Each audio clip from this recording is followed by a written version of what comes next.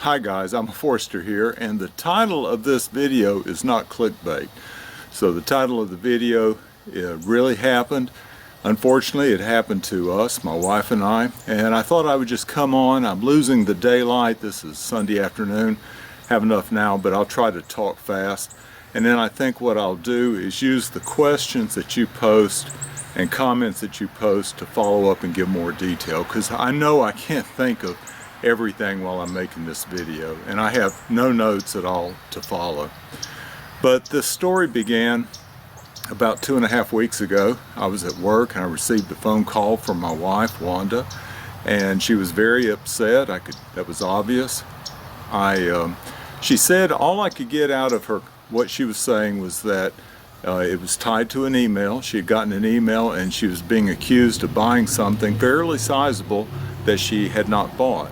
And anyway, she had gotten in, she was trying to get into the detail, and anyway she just said, just come on home, I need you to come home. So immediately, I didn't need to be told twice. I got in my truck and drove home. When I got in the house, I met her and she was telling me about an email that said she had bought something that she didn't buy, but she wasn't sure that she didn't buy it. She thought it might have been just a mistake. But it started getting into a convoluted story, and I said, I don't have time for it, because I was really suspicious that she had been hacked. And so I said, what's the bottom line? She said, well, the bottom line is they're on the computer now trying to resolve this. And they said it was a hack, that we had been hacked, it was a fraudulent email, and that they're trying to correct it. Well, I immediately raced to the computer, and what I saw when I got to the computer was this banner across the monitor that said, basically, you're being ripped off, don't cut the computer off. Well, I immediately pulled the plug and I disconnected it from the internet, and then turned it, and of course turned it off when I pulled the plug. So Wanda tried to go into the detail, all the details, and tell me what had happened. All I knew was the beginning of the story and the end of the story. I said, I don't need to know all the stuff in the middle. I got work to do right now. I got to get to the bottom of this. I'll find out the details later. And I remember Wanda said, well, are you mad at me? And I said, I don't have time to be mad. I've got too much work to do. So the first thing I did was, and I couldn't use our computer, so I just had a tablet of mine that I could use, and I went online. I wanted to try to verify whether we had been ripped off or not. And so for some reason, the first thing I went to was Amazon. And I went to my orders, and on Amazon there already was a charge for something that I did not buy. It had been made that day, and it was an e-gift card sent to somebody I didn't know, and I'm sure it was a fake name, but they know how to do all that. So in my mind, that verified that we had been ripped off. They had gained access to the computer. The only way they could have placed that order was having access and taking control of our computer. So I immediately went into triage mode. I'm not a physician, but I've watched enough MASH units to know triage. You take the ones that are the most vulnerable and deal with them first, the ones you think you can save. And I hoped we could be saved. So I knew they had access to Amazon because they had placed that order, so that went to the top of the list. I went into Amazon, I changed the password, and put two-factor authentication on Amazon, and I took out all the credit card information, all the financial information that was in there. That took a little bit of time. Then the next most important thing that I think anybody should do, and this is what I did, was I went into my email and changed the password for my email and required two-factor authentication. I did the same thing for my wife's email. Now, I'll take a moment to tell you why I think that's the most important thing. The Amazon I knew they had access to and could charge more to, but if they have control to your email account, they can change your password, take control over it. You may not know that yet. While you're busy changing all the passwords to all the bank accounts that you have, or financial things, they could be going to bed taking it easy. The next morning at their leisure, sign into your Gmail, and there's a list of all the accounts that they have set up in their Gmail.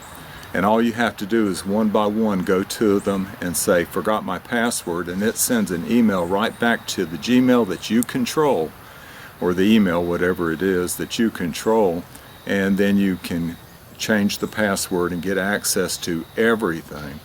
So the number one thing, take control of your email. That's what I did. Then I set out a priority of the financial, because they're after money. They're not after to embarrass you or whatever. They're after dollars.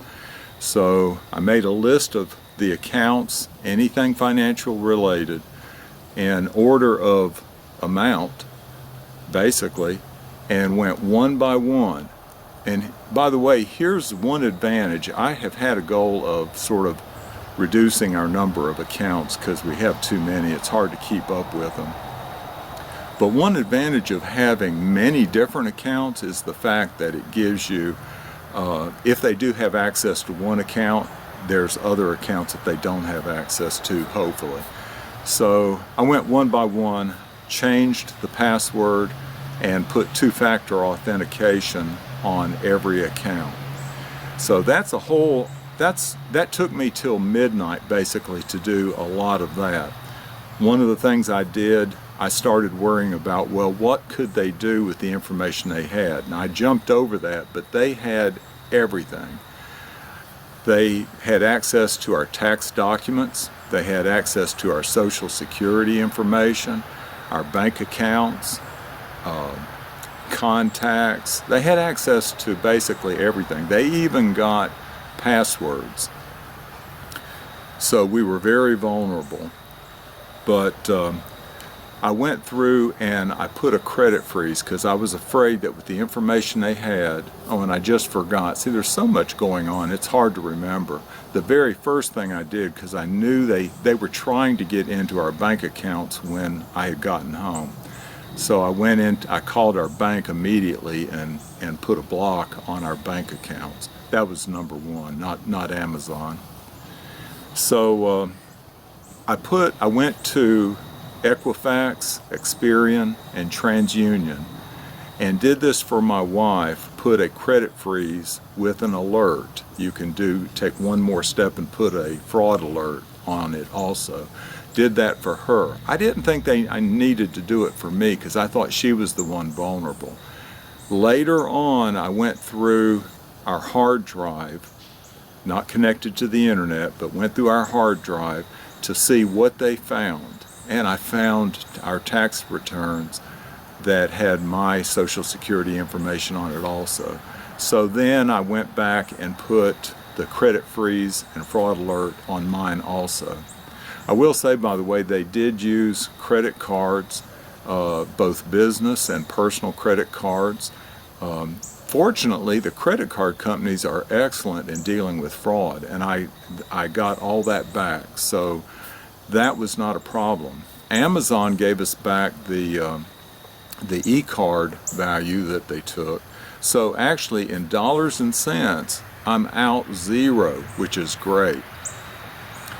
But there's a lot of damage, and basically for 1 week, that dominated my thought, just in dealing with all the things I had to deal with, and I can't even begin to list them. If you'll ask questions in the comments, it'll prompt my memory and I'll answer them as best I can. I also had a concern, mainly because of a YouTuber that I follow. He had been hacked, and he said that they got into his Facebook. Now, I don't use Facebook, but my wife does. And so I think in his case, they took control over it and then sent out a plea for money, stating a story of how, hard-pressed he was, and he needed money, and gave him an address to send it to, or a way to get the money to them. all that was fraudulent, and he had to form a new Facebook and send out, information saying that it was a fraud. There's a lot of things like that. You think about all the social media that you're into and how they can take control over all those things. So as a week went by, after a week, things slowed down a little bit. We stopped all of our bank accounts, opened up new accounts, we canceled our credit cards, got new credit cards, all these things. One of the problems I had was with our any deposits that come in, my paycheck, my wife's Social Security payment, all of that is direct deposited. So one day it occurred to me, whoops, I forgot to give the new bank account information for direct deposits. Everything went smoothly except for Social Security. I finally got through to them and gave them the new banking information, but they told me they've got it, they've entered it, but it wouldn't become effective until January the 25th. That was ridiculous. But the good news is, the first payment, she has not missed a payment, the first one went straight into our new bank account. And so even though they said it wouldn't work, it did. So that was great. YouTube, I had a problem. I don't get much from YouTube, but I had to give them the new bank account information. They made a 10-cent deposit in my account, and then they were going to withdraw the 10-cent deposit to verify the account, but it took forever for that to go through. Finally, that did. Little things happen, so the incidents that I had to deal with were fewer and farther between after a week or so, but I'm still dealing with some of them. One, for instance, I never expected that someone would hold a check. We don't write that many checks, but I never expected that someone would hold a check as long as they did. And so it turned out when they finally got to the bank to cash it, the check bounced. So that became an issue. And there have been plenty more. I will say I called the police. Some of you may ask about that. I called the police and tried to report the incident. I didn't know who to really address it to. They said they would find the correct person and they would be in touch with me. Nobody ever called back. They really don't care. I had to go on to Social Security and change both of our passwords and ask for two-factor authentication. And that was basically, and I'm still concerned that, that something may go wrong with that. I've heard of people filing false Social Security or income tax. I can't even think of the right word right now. I've got so much on my mind. But anyway, there's things that people can do with Social Security. So I'm going to keep my eye on that in the future. So bottom line, I wanted to end this up with a couple of things. How can you prevent this type of thing? Change your passwords, put strong passwords on, and use two-factor authentication. I have it on everything. Don't save your passwords on your computer. Don't tell your computer to remember your password. Make every time you log in. It's more trouble to use the computer that way, but it's more protection from you, especially if you have to get a code off of your phone to enter into the computer. So that's one thing I would say definitely do. And I can't think of anything else that I really need to say. I think bottom line, we were very fortunate. It was something I had to deal with every day for about a week and about every other day maybe after that. Okay, well, one thing just came to my mind. People can get access to a code, the identification for your computer and also your IP address. And so I'm not a computer expert, but I started thinking if they can identify the computing equipment that I use and our IP address, we may still be vulnerable. I replaced the computer. Now it was an old computer and ready to be replaced, so I went ahead and replaced the computer. I put stronger software on it to protect us. And so I found out your IP address is not dictated by your I thought it was dictated by your service provider because I was trying to change our service provider. You can keep the same service provider, just get a new router and modem, which is what I did. So I did that this weekend actually. Went and got a new router and modem, and so now I have a new IP address. I don't know if that protects me much, but at least it makes me sleep easier at night. There's a ton of other things I could address. Just post comments if you would and questions below, and you'll bring up things that I meant to address. I'll address them in the comments below. All right, y'all take care.